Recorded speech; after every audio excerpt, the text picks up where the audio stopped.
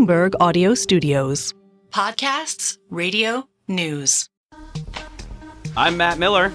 And I'm Hannah Elliott, and this is Hot Pursuit.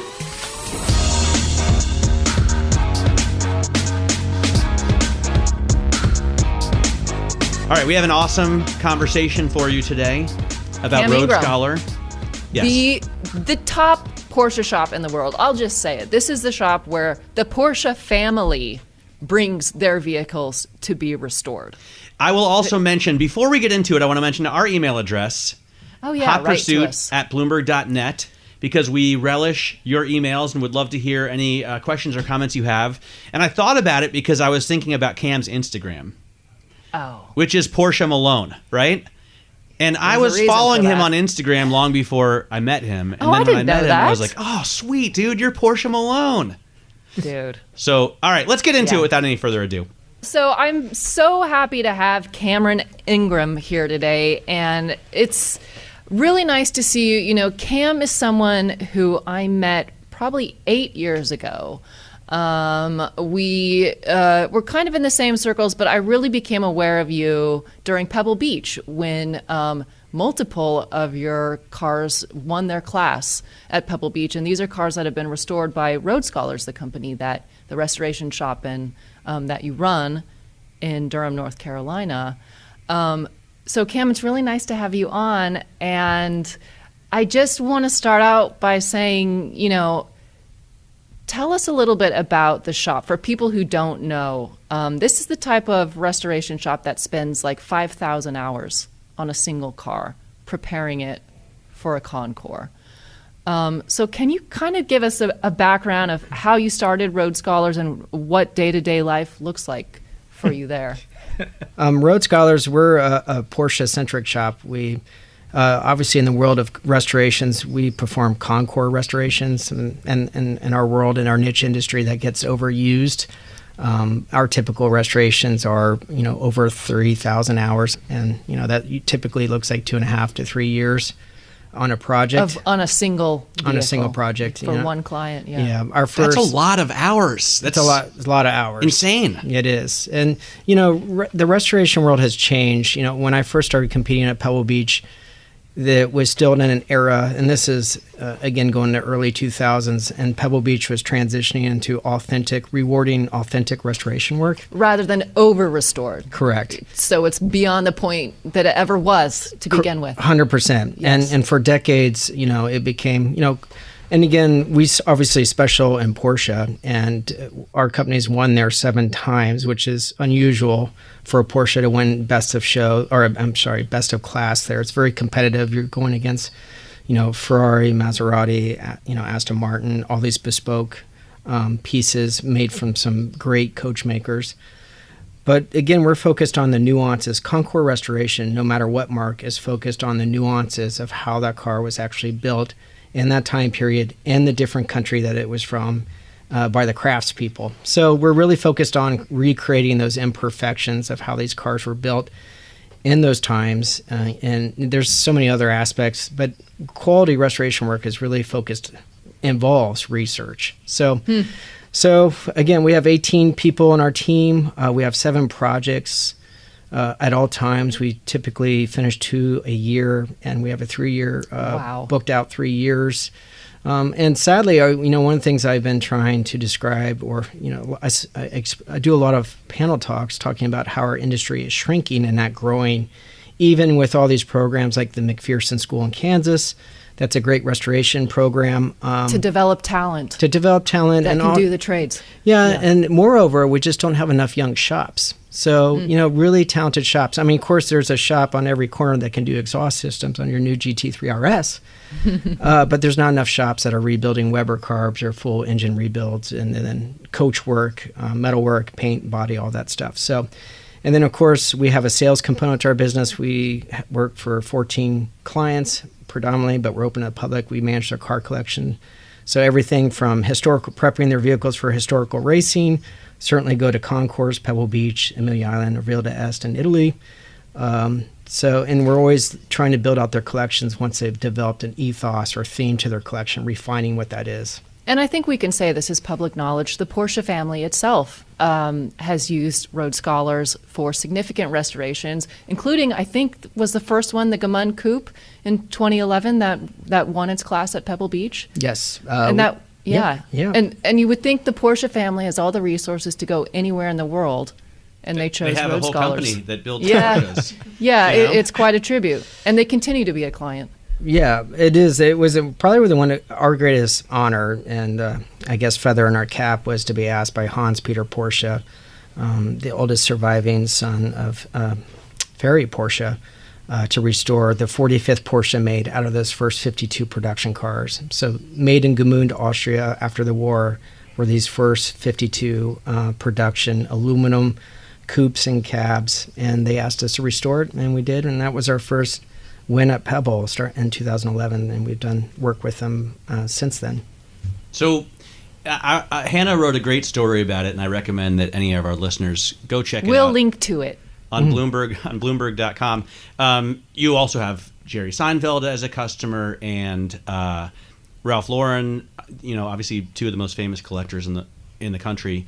But I wonder why it takes so long to do this kind of work. I read in her story that your paint guy spent 800 hours doing a 356 America in I think it was Fire Red. Yeah. What takes 800 hours? I mean, I imagine when they first made that in Gmünd, Austria, it took them like not even 8 hours, right? So it's like the nuanced things of in the fine art world of restoring or saving an original painting, right? Saving original lacquer, oil, pigments. It's the same thing with that specific car that Hannah covered in that story. The America Roadster, made in 1952, was Porsche's first attempt to build a purpose-built race car. They only made 17 of them. And the car that we're talking about had completely original aluminum body. Now, in the 80s and 1990s and early 2000s, the first thing that would have done is like strip that car down, and maybe they used a too aggressive of a media blasting process and destroyed or damaged the original aluminum even further. Wow. So they didn't think to preserve it at that point. A lot of times the stuff just got replaced. Yeah. In today's world, when someone makes a decision to restore a 7-figure car to justify the cost of it, you're looking to document every nuance of every detail of how original that car is to protect the return on investment, but also to justify the restoration. So again, it took all those that didn't take 800 hours just for the paint, the bodywork and the paint process. It really was saving the original aluminum because it had been painted previously in Japan. Like this car had literally gone through the globe trotting of going through collectors and down cycle economies and making the trip around the world. And at some point it got painted in Japan, and they used an aggressive adhesive to remove the paint. So that aluminum can only move so many more times. So that's what we had to be careful in that particular project and challenge. That was cool. I think it was, if I remember correctly, it was a woman who was the first female to receive a racing license, right? That had driven that that Roadster in some female racing cup. I think Josie von Neumann is the name that's in my head. I don't know. If great memory. Is that right? Yeah. That's very good, Matt. Yeah. Josie von Neumann and her stepfather owned Competition Motors in Southern California, a very important dealer and a distributor of Porsche and Ferrari. And she was so good that, back then the races were segregated. Women and men were separated, and she was good enough to race with the men, and she often won. Impressive figure. She never got married, and she really talked about, she would go in magazines and talk about how she cared more about having cool cars in her garage rather than being married. Sounds like a great lady. Yeah. No, can we give was it Danny 100 who did the paint job for this particular car that we're talking about? We have to give him a shout out. Yes, right? Yep. And he's been with you for a long time. Yes, he has. Years. Over 9 years now. So, wow. And for a young guy under 33 years old now, but we were winning Pebble Beach together when he was in his 20s. It's and unbelievable. Yeah. Well, I wanted to ask about that because I've heard lately from so many business owners that it's tough to find good talent, and I guess Danny 100 is one of the lucky. He's a ones. real one. how, and you talked about the McPherson School and all these projects and say it's a bummer that the industry is shrinking. Is it hard to find someone who's really dedicated to this craft and, that will stay at your shop for 9 years? I don't think it's not just an industry. When I talk to other people in other industries, and maybe you guys can jump in here in your own field of expertise, but I think it's really finding people that it's a lifestyle, right? Like if you're dedicated to your craft and you're really passionate about something, it's not just about success. It's about how much do you deeply care about what you're going to invest in life in as a skill set, or in our particular world, it's making things or fixing things or putting things together. So I say the biggest challenge of our industry is not just drafting talent, but having responsible business owners that understand the floor. Like, I can work on the floor, but if I'm not a responsible business owner, small business owner, that understands dynamics of handling clients, handling the books, all those things, that's what's shrinking in our industry. We just don't have enough really responsible business owners that think about drafting talent. Like, when we first showed up at Pebble Beach and people were like, who is this shop? They're from North Carolina. They're not from California. Who is this 26-year-old guy with tattoos? And of course we were dressed up in suits, booted and suited. But at that time, there weren't that many shops showing up with younger people. And so we were ahead of the curve of drafting talent, looking in other places to draft talent, and putting young people in each of our verticals, business verticals, of really understanding that we're going to have to train and educate and develop our own system. And I think automotive shops, whether you're a vintage restoration shop or even now like the Porsche dealers, the franchise dealers, have a lot of them have been forced to buy or have to buy a Porsche classic business vertical. And they're starting to understand that it's a whole different business plan. It's a whole different vertical, right?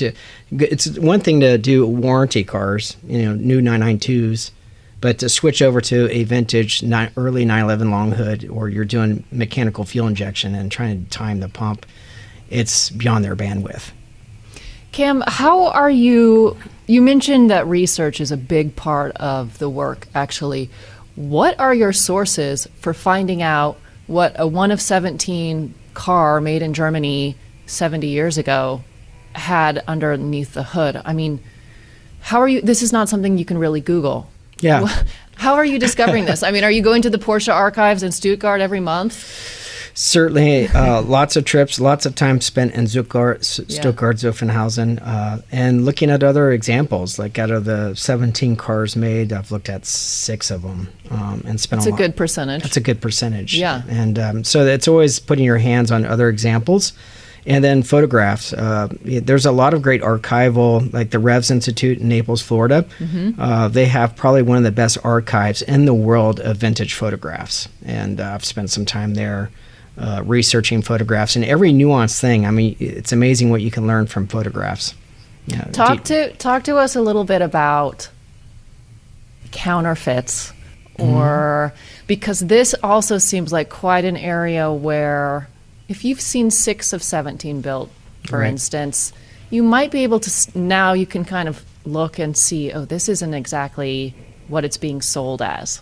I want to also just inject a stat. I'm pretty sure that 6 of those 17 are gone now. So you've seen more than half good point. of all the 356 America Roadsters. So, and how common is it for you to see something that isn't quite what it's being represented as? And I don't know, is that a common thing for you? I know it must happen. It is. And how do you tell the client maybe that, like, ooh? Yeah. My job really on the sales side and counseling people is I have the job of telling people no. Like, they're always looking for me to authenticate and say yes, because they're ready to go. It's ready for that gratification. And, it's relevant today. And, Ferrari F40s, that's like the bellwether car. It used to be the Gullwing 300 Gullwing. Now it's switched to an F40. Like you can tell the health of the collector car market based on F40 prices. And, in my world, I mean, America Roadsters, they made 17 of them. They're pretty well, I mean, they're well documented. But when you start to get into production numbers of over like 300, 400 cars, then it becomes someone like myself that has a lot of subject matter knowledge coming in and saying, yes, this resonates as authentic beyond chassis numbers and punch numbers. But it comes down to details of what kind of welding was the factory doing, and really doing that, forensic. You're literally looking at the brush of the weld, the stroke, whatever the technical term is, inside the vehicle, to see if it's similar. And now, when we start to get over, a $10 million investment, that's when and that kind of complicated deal, that's when you're doing, you're drilling out some of the sheet metal and sending it off to validate, is this actually, sheet metal from the time period. Carbon dating. Carbon dating. Basically. Yes. I mean, it's kind of forensic in a way. It is, and the collector car industry is a $1 billion global industry. And like when you talk about the numbers, like, I read your great review, Hannah, from Monterey. And from those 5 auctions, it was down 3%. But if you think about those 5 auctions had a net sale of $390 million in 1 week in this current economic environment, right? That's a lot of money. That's a lot of money. Yeah. So, the smart, I always say there's 3 C's in the collector car world. Like, folks come in and they start off as consumers, then they transition to collectors after they make enough mistakes, and then ultimately they become a connoisseur. And it's not the 3 C's of diamonds. No, that's right. It's a different 3 C's. Wait, what are the 3 C's of diamonds? Cut, clarity, and color. Yeah. Come on. I did not know that. Every lady knows. Speaking of which, did Magpie give you an impressive ring? Is you got a big rock on your? No. This is the one in question. This is the one that matters. This is on loan from a friend. Oh, that's awesome. Thank you. That's awesome. So, I mean, that's really that. Again, yes. To be honest, I could make a living just doing pre-purchase inspections rather than owning. Interesting. Yeah. That is interesting. So how do you break the news to someone that, hey, we got a problem? What's your method? Just straightforward? It's just straightforward. Everyone we work with has done well in life, and they can take serious and bad news up front, or just get straight to the point. Time is money, and time is valuable. So I'm always straightforward with my clients and people that have hired me to do a job. I just... usually an inspection process can take up to 3 days. I've spent 3 days almost disassembling a whole car.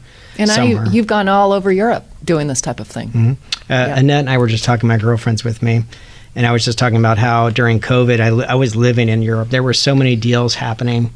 And in 2020 and 21, I basically was living in Europe, and that was a very peculiar time. Yeah. By the way, I want to get to...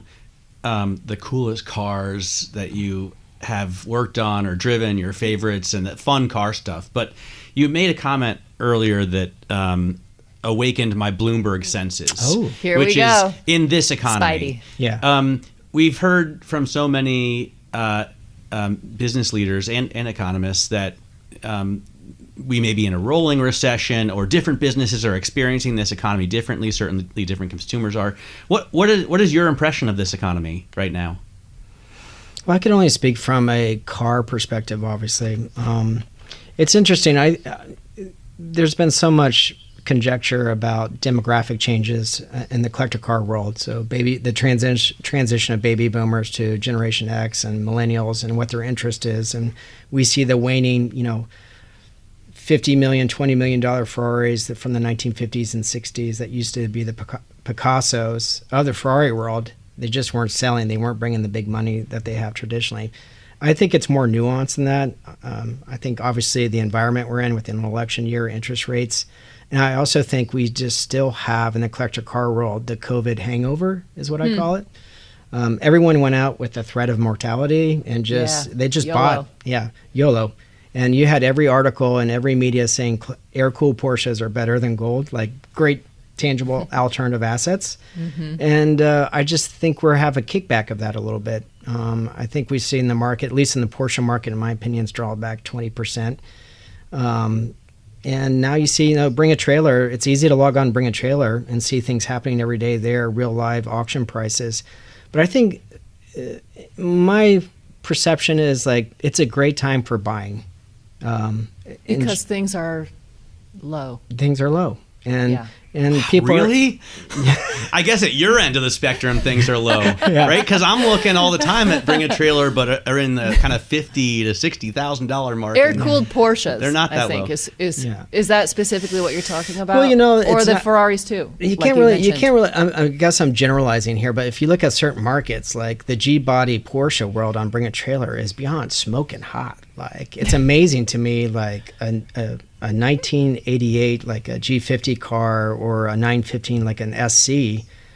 I mean, I remember, now I sound like my mentors, but you know, when I got in the business 25 years ago, like you could buy those cars for $10,000, $15,000, and now all day long, you know, cars that need a lot of work are selling for $50,000, and nice examples are easily six figures. And well, they're the right era, aren't they? They're the right era. It's 80s and newer. Yeah. So, and they're enjoyable cars. You know, I think at the end of the day, like I just had two gentlemen come in yesterday, and they drove an '84 Targa, and really nice car, 50,000 miles on it, and they were like, "Wow," because they own GT3 RS things, and they were like, "Oh, this is so much fun! Like this is digestible speed, like fun to drive on normal roads." I was like, "Yeah, going fast in a slow car is what it's all about." I think that's so interesting because we should also say that the Ingram collection is your family's very well regarded and very thorough collection of all different kinds of Porsches. So you really do have at your disposal modern Porsches and older. Mm-hmm. Can you give us a sense of why people love the old stuff? And, you know, what do you see is there a car that's modern, like a new Porsche? We should also talk about your racing at Pikes Peak. So we know you drive the new stuff too, and you're a very accomplished, successful driver. So can you talk to us a little bit about, I guess, just the things that you love about buying or driving new Porsches versus the old things? I mean, the new Porsche products are amazing, just like the new Ferrari products. I mean, it invokes a response, the engine sounds, but you know, particularly Porsche, just because we do buy the new stuff, it's an amazing. They really shine on the track. You know, whether you're buying a GT3 or GTS, even a new 992 Carrera S model is incredible. Like I would implore anyone listening to go to the Porsche driving school in Birmingham, Alabama. It's a great experience, and you'll be pleasantly surprised how good just the base model is. I think the thing about new products is it offers a gateway drug. It's a rabbit hole. You know, I make the analogy of like, you know, it's great to have an iWatch. You know, it does everything you need to do every day, but eventually you end up to the vintage, manual watch, a mechanical watch. Sure. You know, just the romanticism of smells and feeling every aspect of the driving experience in the seat of your pants, and there's no driving aids. I think as I see guys come in that are my age group that are in their buying power, somebody that's 48 years old that has done well and at a point where they own new Porsche products, it's amazing to me. They go, "Oh, I've never driven a 993. You know, that's such a vintage Porsche." And we're talking like 1995, and I'm like, what are you calling me? Yeah, correct. I was like, that's a year, you know, I graduated high school in 96. So. But in perspective. So again, I think all these brands, you know, Porsche, Ferrari, that have strong market brands because they're making new products, it just creates a new generation of enthusiasts that, you know, if they go down that rabbit hole, they eventually become collectors. Interesting. And you can feel that, you know, unlike a lot of other brands, Porsche has 70 years of continuity of design aspect. If you think of about 1948 when they come out with the Gamon Coupe, that greenhouse, that shape, the engine behind the rear transaxle hasn't changed from the brand new 2024, 25, 911, 992 model. That's remarkable. That is really remarkable. But do you ever say, I mean, I imagine you guys also, do you have dealerships also? Do you sell new cars? No, we don't sell new cars. No. But do you ever say to somebody who's looking at, say, like an ST, you know, right, or a GT3, or, you know, or even a Carrera S, like, dude, you can get a much more interesting and enjoyable road car for so much less, and stay in the P car family? Like, do you ever steer somebody away from a 992 purchase back towards like a 964 or? I mean, I have this conversation daily, weekly. You know, I mean, the ST craze where people are willing to give their youngest born to the dealership to be able to order one.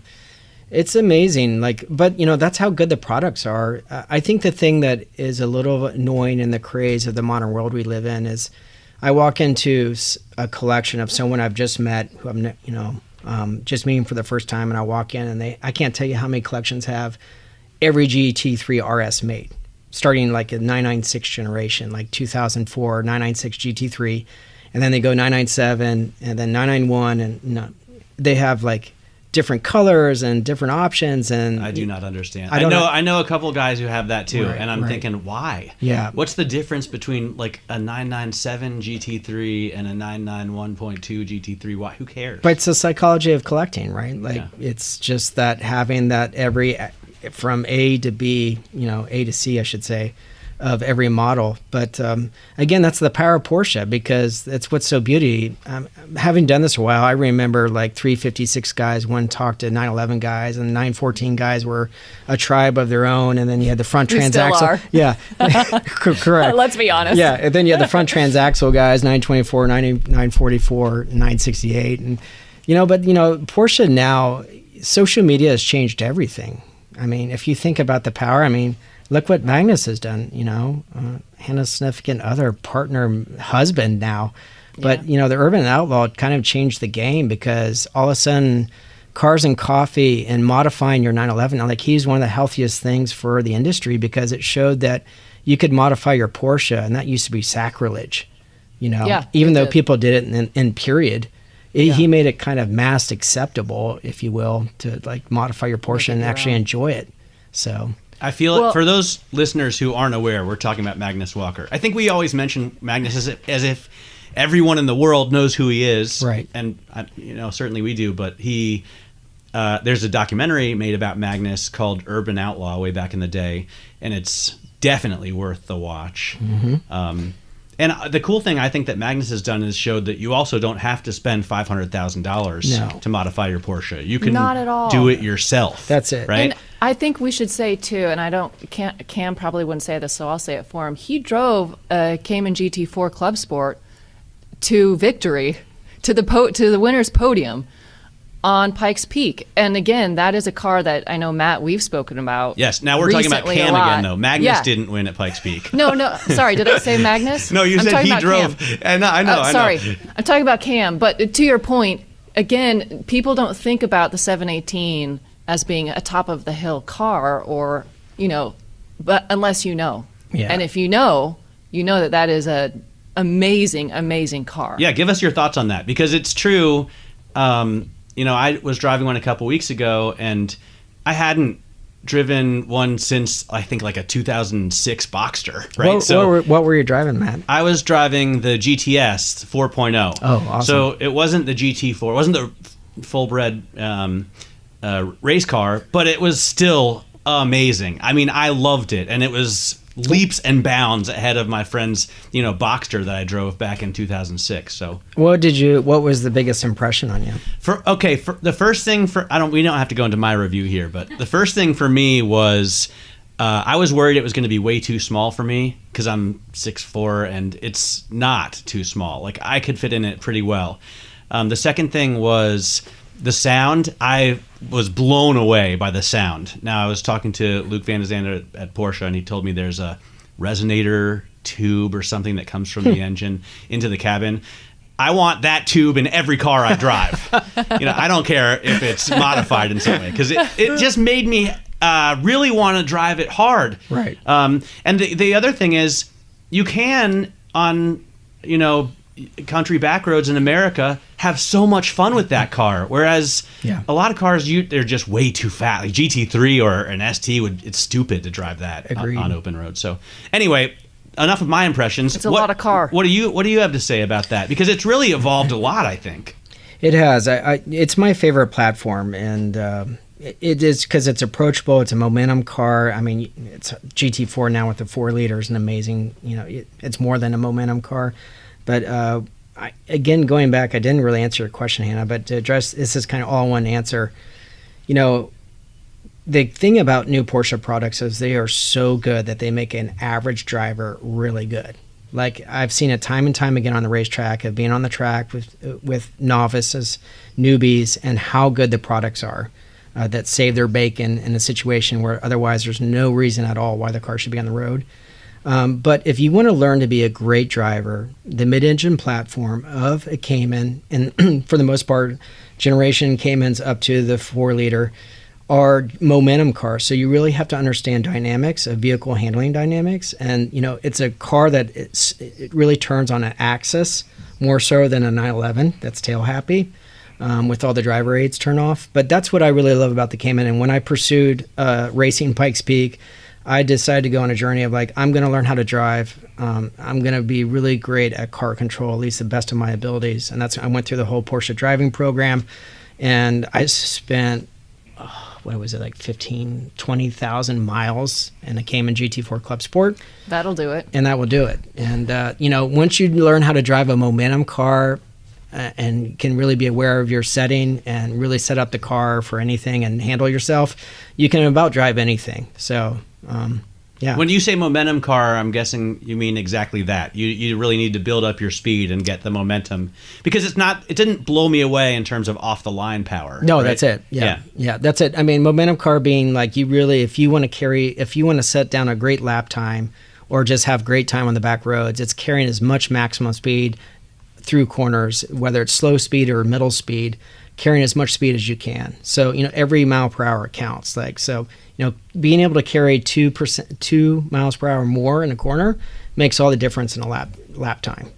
And how was Pikes Peak?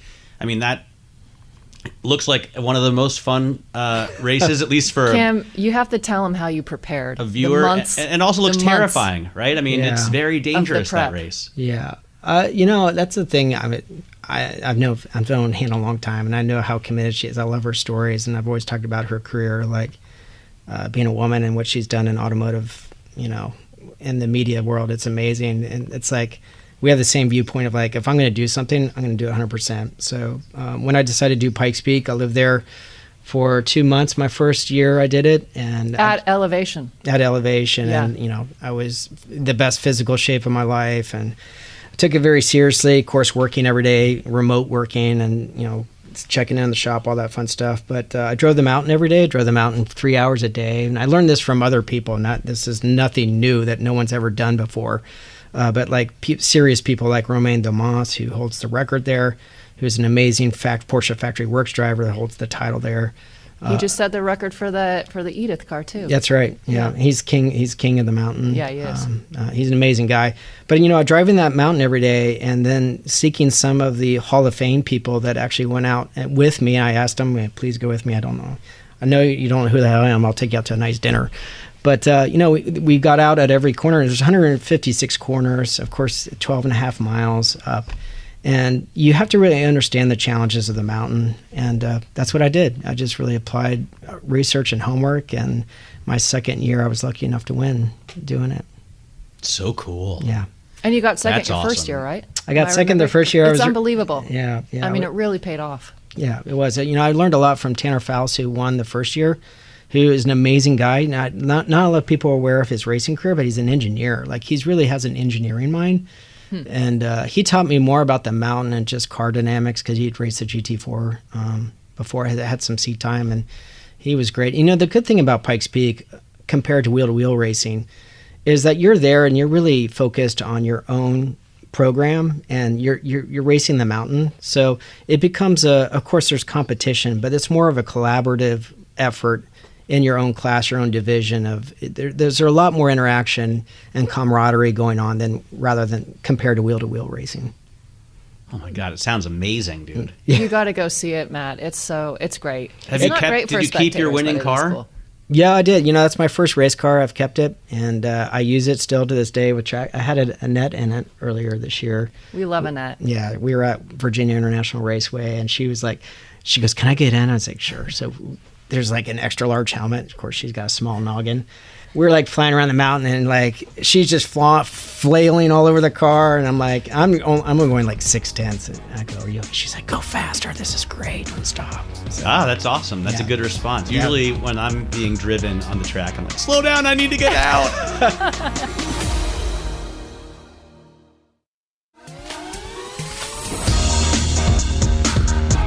By the way, I wonder about, you mentioned VIR, and you've obviously Pikes Peak, and I'm sure you spent time at a lot of other tracks.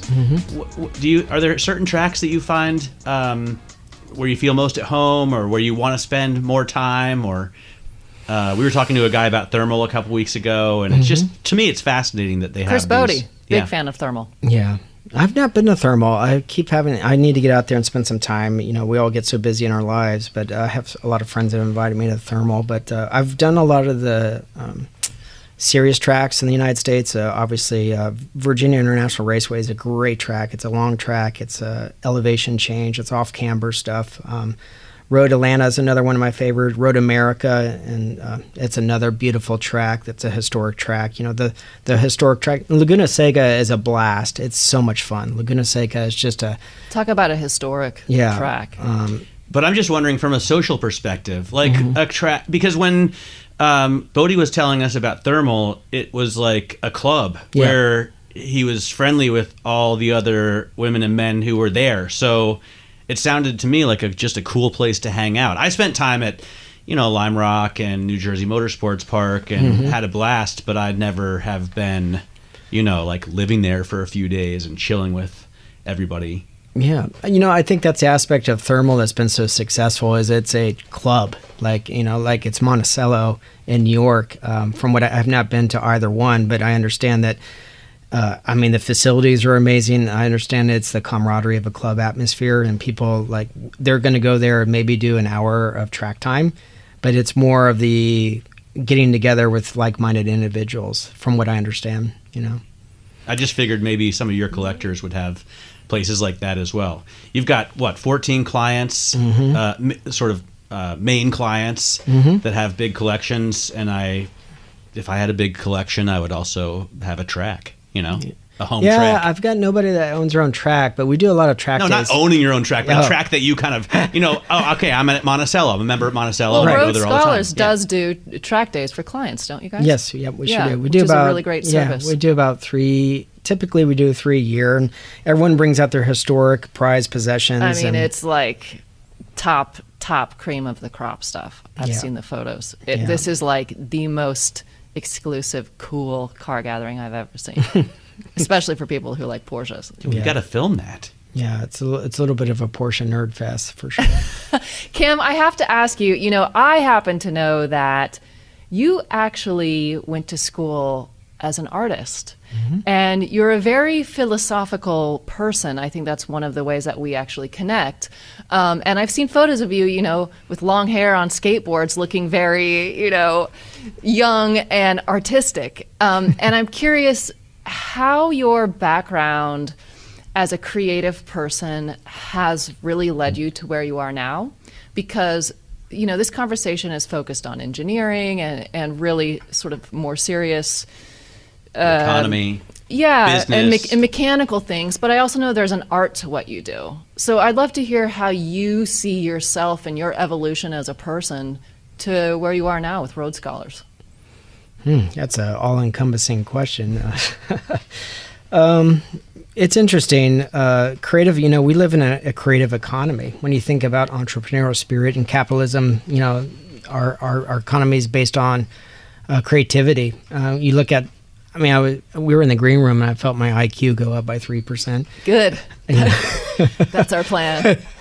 But the thing that was on the monitor was about AI and NVIDIA stock today. And I think it's a hard transition. I saw a lot of my mentors struggle as being shop owners who had expertise in subject matter about restoring cars or mechanical abilities, and they struggled with running a business. And I think that's the greatest challenge we have as small business owners is, if you're a subject matter expert or an artist like myself, how do you become a good business person, a responsible business person that creates an environment for your employees that can flourish And how do you think beyond paying the bills and the day-to-day, how do you create a business plan that's sustainable? How do you have, do you have plans for the future, what your 10-year forecast looks like? So it's really just encompassing Business 500 ideas into a small business. So I don't know. I've always just been fascinated by that, and taking my art degree all the time. I worked in restoration shops growing up, and understanding a lot of the craftspeople that I work with, all of our team members, understanding that like most of these people would not fit in a normal corporate structure, and how to manage those. It's a wild group of people, like vast backgrounds, different nations. We look like United Nations. Everyone has a significant ego. So Of course, it's cars. Correct. So, so dealing with clients and our own teammates, it's a never ending challenge of, okay, so let's get everyone pointing in the right direction. So, I wanted to ask about your favorite car. You told us already about your favorite platform, and I know it's a huge question. Right. But you can say Donks if you want to. Oh, I like Donks. You can answer it Cam even more some- generally. Cam But has do you some secret obsessions. what are donks? Oh my gosh, Matt! What? Are you Is that kidding like me? it sounds like a? It sounds like a. He's not from the South, Cam. He's Oh not my from the God, South. He yeah. doesn't know. We're going to have to bring it down south to North Carolina for a cultural trip. Sounds like a Dutch one-off. What's a This is donk? Cam's other life. Come on, like 22 rims. Oh, Oh my gosh. Lowrider. This guy- Yeah. Well, yeah. That's we got to right. bring it back we got to bring it to North Yeah. Carolina for some donk action. So I will be there. Yeah, that's Yeah. something I haven't really delved into. yeah, I don't understand slammed trucks. I don't get the whole. So it's an amazing thing is this donk, this movement, if you will, this like subculture of car culture. These guys are spending massive. I mean, they're building these, putting $500,000 into an Oldsmobile with an amazing horsepower and metal flake paint and killer sound system. And to me, it's fascinating because all cars, everything has its place, and I love that stuff and the creativity. That's what's so fun of it is someone like we compete at Pebble Beach and all the great shows in the world. It's like showing horses. But when you get to go to somewhere where it's a whole different philosophy and culture, but it's the same amount of attention and time and money spent on. Yeah. I've just Googled Your it. face, Matt. Yeah. And it is insane. Yeah. Like some mean- of these vehicles have 1,000 horsepower and, they're racing for pink slips and it's like so much fun. But this is the same thing as when I see slammed trucks or cars that are customized to make them look like the axles broke. Right. I don't understand why it You don't can't have to handle understand. well. You just have it to doesn't. love. It cannot be a good ride. Oh no, I've seen some great rides with air suspension, and that's the thing about the automotive world. Like whether you're a high-end shop like us doing Concours work, or you're a shop, putting $500,000 into a donk, or the Riddler. There's the whole hot rod world, like the Riddler Award. Where they're spending up to $1 million on a Riddler car to win the Riddler Award in Detroit. So that's what's so fun about the industry is when I meet somebody in the industry that owns a shop or they work in a shop, and we come from different disciplines, but we can relate on quality. So, seems like you guys kind of go in cycles. Pikes Peak was a big project for you. Obviously, multiple wins at Pebble. Those were multi-year projects. Mm-hmm. What are you looking for in the next few years for the shop or for yourself personally? We just did a really cool project for Philip Seraphim, and it was so cool. He owns a Myers Great Manx. collector here in LA. Yeah, Yep. great. He's just a great human being. So I was really honored when he approached us to do a Myers Manx Carrera project. What? Very. The Has this Myers been Manx announced? is Is like this the public? dune buggy, right? Yeah. So he called me up and he goes, Cam, I've got one of the last original Myers Manx bodies from the 60s and one of our short wheelbase chassis like left over. And he goes, and I just bought a Carrera 2 engine. Would you be interested in, because we're one of the few shops in the country that rebuilds 4-cam engines. He goes, would you be interested in building like a Carrera GT Manx? Because I really love the idea of what Vasek Polak, what he did for Porsche as a distributor, as a shop owner. I want to do like the ultimate Carrera Manx. I said, hell yeah, like that sounds amazing. And that's not our normal. Yeah. Sorry, is this for him personally or for the business? Are you doing a series of these or a run of these? We that just people did can buy? so he just has to do it for him, for the business. And Okay. it went to Goodwood Festival. I mean, the Goodwood Festival Speed, which was great. I went around the track, and they had the Manx anniversary, and it was one of the featured cars, and it was just at Luft, and it is one of the coolest things we've ever done because the car weighs 800 pounds, and it's got 180 horsepower. And it's just a ripper. Like, it's so fun. And we used all these original parts. We used original 550 Spider, RSK, 558, all these priceless parts, and put together a modern suspension. And the thing just is so fun to drive. So that was fun to do. And we got a kind of a top secret project coming up soon. That's our first. It's a Safari. I'll let that out of the bag. But that's coming out soon. Is this you're not a private client or a company? It's our private client. Cool. And that's really fun. We're doing that in collaboration with TJ Russell built. Sure. He built some outstanding Safaris. Baja. Yeah, but like real, he has I like working with people. We rarely do a collaboration. It was an honor to do a collaboration with Myers Manx. And it's fun to do one with TJ because he has won the Baja. Like, you're not going to. Serious. These are serious people. Yeah. So I enjoy that. So, but you're not a purist, because I was thinking when reading about your shop, and how you do put things back to exactly, or you try and get them back to exactly how they were built in the factory. I was thinking maybe you would say no to a client who says, "But I also want like a stereo system," or I think the thing in where we are as a company and a career, the things that stimulate me or excite me, like we're showing a car for Mr. McNeil at Pebble Beach next year, David McNeil, who owns WeatherTech. So that's exciting. And it's a very rare Carrera GT. They only made 5 of them. And it's a really beautiful car. We're excited to show that. But I'm more excited into things. That's our main vertical in restoration. But I think we're going to become more and more of a boutique shop for one-off projects. And that's exciting because we get to flex our muscles of everything we do as craftspeople and our abilities, and we get to flex on building something really unique and really beautiful. And you've already proven yourself essentially in your original vertical, right? I mean, if you were winning, you've already won. Yeah, they've conquered. So you might as well try a new challenge, I guess. Yeah, I think that's it. I think in everyone's career, whatever you're doing as a career, what is the next thing that's going to really stimulate you to keep evolving as a person or as a business? If you're a business owner or in your own career, what's going to step up your game to keep evolving, and also keep my staff engaged? Like, we can do, the funny thing is, like, we're getting ready to finish next week a 1975 Turbo, which is the first year of the 911 Turbo. And that was Porsche's first supercar. And we forget how important that was. And that was during, if you think about 1975, what was happening in the world, it was a whole nother era of like a lot of adversity happening in the world, gas crisis, all that.